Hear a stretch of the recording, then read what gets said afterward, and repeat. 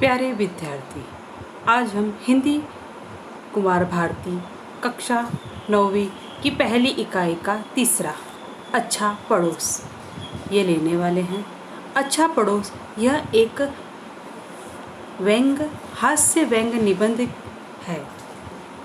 यह निबंध के लेखक अरुण जी है। अरुण जी ने यह अच्छा पड़ोस निबंध लिखा है। अब हम पहले देखते हैं अच्छा पड़ोस। अच्छा पड़ोस यानी क्या? अच्छा पड़ोस, जब ये शब्द हम सुनते हैं तो हमारे मन में एक ही विचार आता है कि हम जहाँ रहते हैं, हमारे घर के सामने जो पड़ोसी रहते हैं उसे हम क्या कहते हैं? अच्छा पड़ोस। जिसका व्यवहार हमें बहुत अच्छा लगता है उसे हम कहते हैं अच्छा पड़ोस। अच्छा पड़ोस ऐसा पड़ोस होता है जो हमारी हर तकलीफ़ में हमारी मदद करे, चाहे वो बुरे वक्त में, चाहे वो अच्छे वक्त में, चाहे छोटी सी छोटी बातों में। जैसे कि हमारे घर में रोज़ाना की वस्तु अनगिनत हमें लगती है। कभी कभार ये होता है कि रोज़ाना की लगने वाली वस्तु हमारे घर पे अचानक ख़त्म हो जाती है। जैसे कि हम चाय बनाते समय समझो चाय की पत्ती ख़त्म हो गई तो हम क्या करते हैं? सुबह सुबह हम दुकान तो नहीं जा सकते, तो हम क्या करते हैं? अपने पड़ोसी के यहाँ जाते हैं और चाय की पत्ती मंग के लेके आते हैं। वो हमें देते भी हैं। मगर कई बार ऐसे क्या होते हैं, अच्छा पड़ोस होने के नाते अच्छा हमें कभी उनका फ़ायदा नहीं उठाना चाहिए कि हर छोटी सी छोटी चीज़ लेने के लिए हमें चले जाना चाहिए। तो यहाँ पर जो निबंध बताया गया है वो ऐसे ही बताया गया है कि अच्छा पड़ोसी बनना भी एक प्रकार की सज़ा होती है। तो चलो, अरुण जी ने जो यह निबंध लिखा है, तो सबसे पहले हम अरुण जी का परिचय करवाते हैं। अरुण जी का परिचय। अरुण जी का जन्म 3 जनवरी 1928 मेरठ उत्तर प्रदेश में इनका जन्म हुआ है। इनका परिचय कहानीकारक, उपन्यासकार, नाटककार अरुण जी ने साहित्य की विभिन्न विधाओं में भरपूर लेखन किया है। इसके अतिरिक्त 1999 में आपको समग्र बाल संकलन प्रकाशित हुआ, जिसमें बच्चों के लिए लिखी 14 पुस्तकें संकलित है। गद्य संबंध हास्य व्यंजन निबंध किसी विषय की तार्किक बौद्धिक विवेचना करने वाला लेख निबंध होता है। हास्य व्यंजन निबंध में उपहास का प्राधान्य होता है। प्रस्तुत निबंध में लेखक ने पड़ोसियों के व्यवहार पर कड़ा व्यंजन किया है कि पड़ोसियों के साथ किस तरह से भारत तथा पड़ोसी राष्ट्रों के सहसंबंध के संदर्भ में चर्चा कीजिए। अब भारत के पड़ोसी राष्ट्र कौन कौन से हैं? भारत के पड़ोसी राष्ट्र कौन कौन से हैं? भारत के पड़ोसी राष्ट्र बांग्लादेश, चीन, पाकिस्तान, नेपाल, म्यांमार, भूटान, अफगानिस्तान। ये क्या है? भारत के सब पड़ोसी देश है, राष्ट्र है। ऐसे पड़ोसी जो हमें सुख दुख हर वक्त हमारे काम में आए, ये हमारे क्या रहते हैं? पड़ोसी राष्ट्र।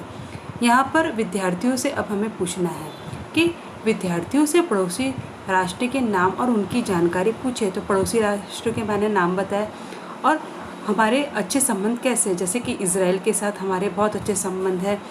जापान हमेशा हमारे साथ चट्टानों की तरह खड़ा रहता है। रशिया भी हमारे हर कामों में हमारी मदद करता है।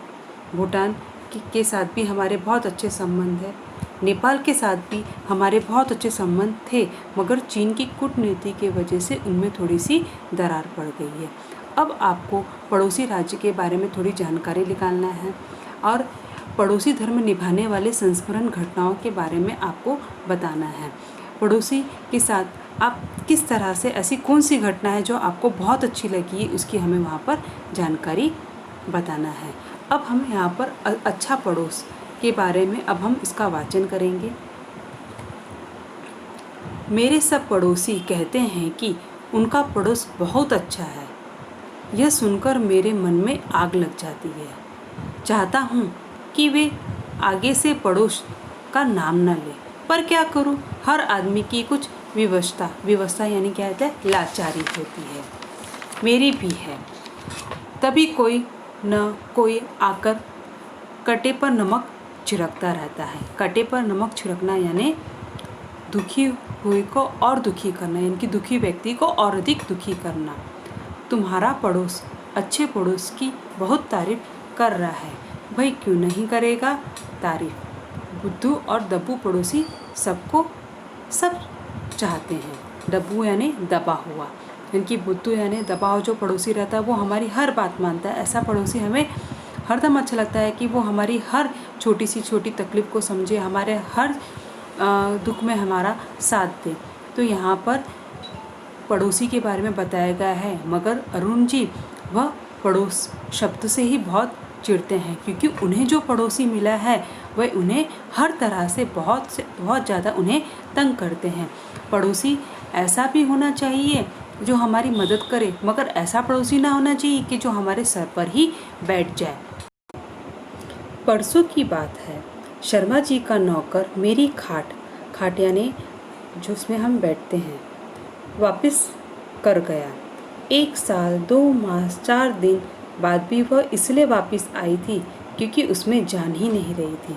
उसके जो बाद उघड़े पड़े थे, उघड़े पड़े यानी कि पुरुषवाचक संज्ञा है। ये खाट बुनने की रस्सी या सुतली है जो उखड़ी पड़ी हुई थी। शर्मा जी ने उसे पिछले साल अपने घर मेहमान आने के उपलक्ष्य में मंगाई थी। उस समय पत्नी ने कहा था टूटी खाट दे दो, पर मैं लड़ पड़ा था। मेहमान क्या कहेंगे, सबसे अच्छी खाट जानी चाहिए। वह खाट अखबार के विज्ञापनों में इस्तेमाल करने से पहले का चित्र थी और जो परसों लौटकर आई है वह इस्तेमाल यानी उपयोग के बाद प्रतिरूप का अर्थ यहाँ पर बताया गया है समान या अनुरूप थी। मैंने दबी जबान से पूछा भी, भाई इसकी अदवान की रस्सी कहाँ गई। अदवान यहाँ पर अनुचन या चारपाई के पैताने की रस्सी। नरादर यहाँ पर बताया कि न होना या गायब होना, यानी कि जो खाट की जो रस्सी थी वह क्या हो गई थी, गायब हो गई थी। मैंने पूछा वह कहाँ गई। अब वो उसके आगे बताते हैं कि भाई उसकी अदवान की रस्सी कहाँ गई, यानी कि चारपाई के पैताने की रस्सी कहाँ गई। नौकर ने कहा बाबूजी से पूछूंगा। मेरे पड़ोसी भी इतने भले हैं कि उसी समय नौकर से जवाब भिजवा दिया। उनके कपड़े सुखाने की बिलंग यानी कि कपड़े सुखाने की जो रस्सी रहती वह टूट गई थी। सो मेरी रस्सी ने उनकी सहायता की। 1-2 दिन में वे बाजार से नई रस्सी ले आएंगे, तब मेरी अदवान वापस भेज देंगे। यानी कि उनकी रस्सी, कपड़े सुखाने की रस्सी टूट गई थी तो उन्होंने उस खाट में से रस्सी निकाल ली और उस रस्सी को वहाँ पर लगा दिया और उन्होंने ये जवाब दिया कि मैं 2-3 दिन के बाद बाजार जाऊँगा और रस्सी लेके आऊँगा, फिर आपकी मैं अदवान की रस्सी वापस कर दूँगा। यानी कि पड़ोसी कुछ ऐसे भी रहते हैं जो हमारी ही चीज़ पर अपना कब्जा जमा लेते हैं।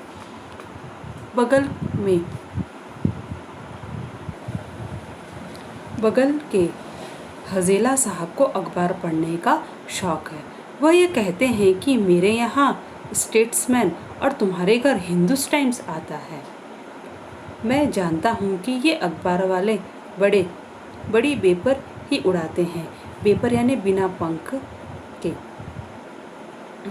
परंतु दोनों को साथ पढ़कर मैं सच को ढूंढ निकालता हूँ। वैसे मैं जानता हूँ कि वे भी बेपर इनकी पंख उड़ा रहे हैं, इनकी फेंक रहे हैं। उनके घर कोई अखबार नहीं आता। समय के पाबंद इतने हैं कि अखबार आने के पूरे 2 मिनट बाद उनकी आवाज़ आती है, क्यों भाई अखबार आ गया क्या। अखबार उड़ जाता है और शाम को मेरे दफ्तर यानी ऑफिस से लौटने के बाद ही वह लौटता है। मैं यही सोचकर दिल को मना लेता हूँ। बहुत सी जगह ऐसी है जहाँ अखबार अगले दिन पहुँचते हैं और वहाँ के रहने वालों को एक दिन बासी खबर पढ़ने को मिलती है। आपको एक भेद की बात बताता हूँ। मेरे पड़ोसियों को न बता दीजिए। मेरी जितनी किताबें हैं सब पर मेरे दोस्तों का नाम है। अभी सब पर उसके दोस्तों का नाम क्या है, अब वो आगे कहते हैं। इसका राज ये है कि किताबें खरीदकर मैं लाता हूँ और पढ़ता है सारा मोहल्ला। कई बार सोचा कि यह शौक छोड़ दूँ, किंतु तलब यहाँ पर तलब यानी आदत या लत पड़ गई है। वह आदत छूट सकती है। पहले किताब पड़ोसे से मांगी जाती थी, वहीं रमी रह जाती थी। इस बेवफाई से बचने के लिए मैंने यह तरकीब लड़ाई की, किताबें खरीदते ही उस पर किसी दूसरे का नाम डाल देता हूँ, जिसे पड़ोसी लोग वापस कर देंगे, और यदि वापस नहीं भी कर रहे होते तो मैं उन पर जोर डाल सकता हूँ, भाई दूसरों की किताब है, वह मेरी जान खा रहा है। जिस दिन युक्ति यानी कि उपाय भिड़ाई, 80% पुस्तक वापस मिल गई। चाय चीनी मांग कर ले जाना न मालूम के बराबर हो गया है, पर मेरी तो बाल्टी और कढ़ाई भी मंगी चली जाती है। रोज़मर्रा की चीज़ देने का एक नुकसान यह है कि उन्हें लौटाने कोई नहीं आता। मुझे ही उनके घर 5-6 चक्कर काटने पड़ते हैं। यानी कि चाय पत्ती शक्कर तो मांगने आते हैं, कढ़ाई और बाल्टी को भी नहीं छोड़ते, और अपनी चीज़ मांगने के लिए लेखक को बार बार उनके पास जाना पड़ता है।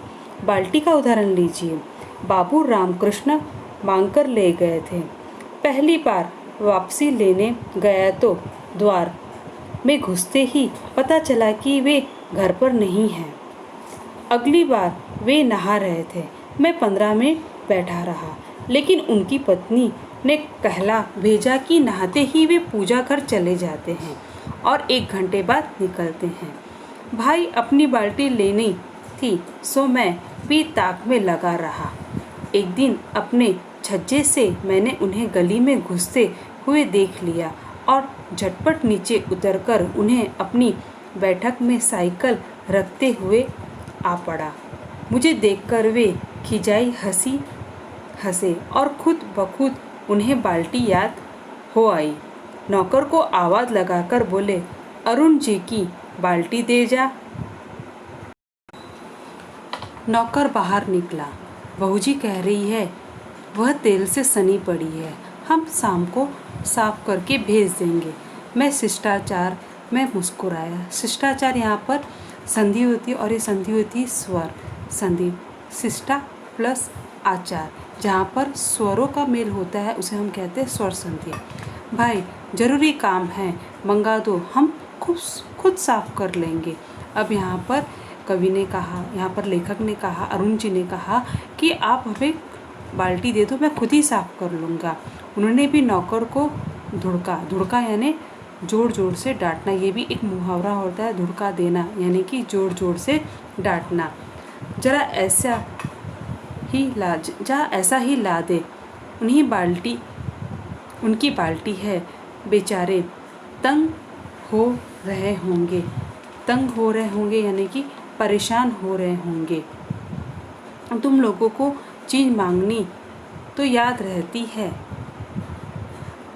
अपनी डांट को अधूरी छोड़कर वे मेरी ओर मुड़े। अरुण जी रोजाना वापसी करने की सोच रहा था, यानी कि रोज मैं सोच रहा था कि मैं वापस कर दूंगा, लेकिन काम नहीं निपटा था। और सच्ची बात तो यह है कि काम अभी निपटा ही कहाँ।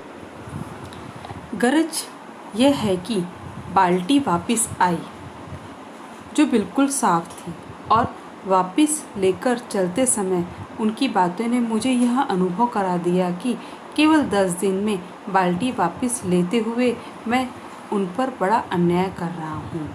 छोटी चीज़ों को मारिए गोली, मोटी चीज़ लीजिए। पिछले साल से पहले मेरे घर पर पुताई चल रही थी। एक दिन सवेरे 10 बजे बिल्कुल मिले घर के पड़ोसी भटनागर साहब जी की आवाज़ आई, अरुण जी आपके यहाँ सीढ़ी है? मैंने बगल में झाँका। वे बड़ी शांति से मेरे राज को सीढ़ी पर चढ़े पुताई करते देख रहे थे। बोला, जी हाँ, ज़रा भेज दीजिए, मेरा पानी का बम कचरे में भर गया है। बम यानी पानी का नल। जरा भेज दीजिए, मेरा पानी का बम कचरे में भर गया है, उसे ठीक करने मिस्त्री आया है, थोड़ी देर में वापस कर दूंगा। मैंने जवाब दिया, मैंने भी आज के लिए मंगाई है, शाम को राज के जाने के बाद आप ले लीजिएगा। कल सुबह मुझे वापस भेजनी है, ऊपर की पुताई नहीं निपटी तो दिक्कत हो जाएगी। अब यहाँ पर इसने सीढ़ी जो मंगाई है खुद भाड़े से मंगाई है, मगर यहाँ पर उनके पड़ोसी कहते हैं भटनागर जी कि मेरे यहाँ नल बनाने के लिए प्लम्बर आया है। आजकल तो आप जानते हैं कि प्लम्बर बुलाना बहुत मुश्किल हो जाता है, तो वह अपनी यानी कि खुद को ज़्यादा महत्व, खुद के काम को बहुत अधिक महत्व दे रहा है, मगर दूसरों के काम को महत्व नहीं दे रहा है। वे हंस पड़े, आप भी कमाल करते हैं, आजकल मिस्त्री को पकड़ लाना हंसी डड्डा नहीं है। 10 दिन से चक्कर लगा रहा हूँ, तब आज पकड़ाई में आई है, कुल 15-20 मिनट लगेंगे। अब उन्हें सीढ़ी चाहिए थी तो उन्होंने ऐसा कहा कि 10-15 मिनट ही लगेंगे। मैंने हार मान ली। अच्छा मंगवा लीजिए। मंगवाऊँ किससे? ज़रा मेहरबानी करके अपने राज के हाथ भेज दीजिए। अब उन्हें कुर्सी भी चाहिए थी और स्वयं ना ले जाकर राज को बोलते हैं कि राज को बोले कि वह कुर्सी को यानी कि दे जाए सीढ़ी को। तब गया हुआ राज पूरे 3 घंटे बाद लौट कर आया। पूछने पर पता चला कि उसने सीढ़ी पकड़ने को कहा गया है, यानी कि सीढ़ी तो लेके गया और सीढ़ी पकड़ने के लिए राज को भी कहा गया, कहीं सीढ़ी रपट ना जाए। दूसरी बार मैं इससे भी अच्छा अधिक पड़ोसी सिद्ध हुआ। राजपुताई कर रहा था। इस बार शर्मा जी पधारे।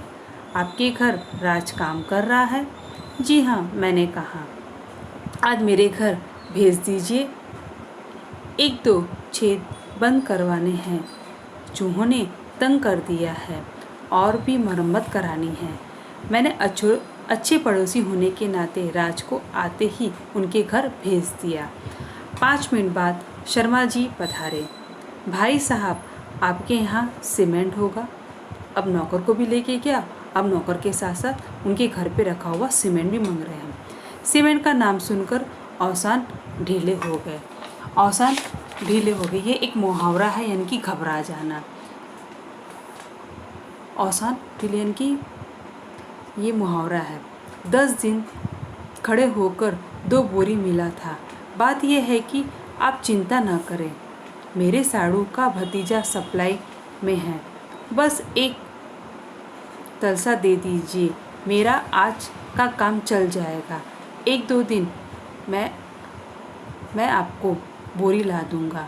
मन मारकर हाँ करनी पड़ी। यहाँ पर मन मारकर उसे हाँ करनी पड़ी। एक तलसा करके मेरी एक बोरी खाली हो गई।